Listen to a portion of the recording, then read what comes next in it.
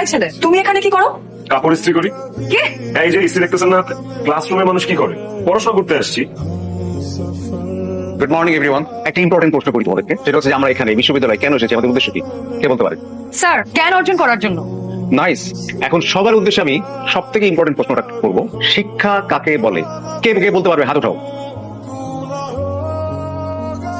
এই এই তুমি, হ্যাঁ ইউ, বলো বলো বলো, দাঁড়াও বলো। আরে বলো, তুমি তো হাত উঠিয়েছিলে। হ্যাঁ বলো বলো। শোন বাবা, একটা কথা মনে রাখিস, মনকে বিকশিত করার নামই হচ্ছে শিক্ষা। মনকে বিকশিত করার নামই হচ্ছে শিক্ষা। এক্সেলেন্ট। ক্লাস শুরু করার আগে বিশেষ একজন মানুষের সাথে তোমাদেরকে পরিচয় করি দিচ্ছি, তোমাদেরই ক্লাসমেট। তুমি কেমন? ওর নাম হচ্ছে ফাহমিদ। ও কিন্তু সাধারণ কোনো স্টুডেন্ট না। আমরা প্রতি বছর একজনকে 100% স্কলারশিপ দিই।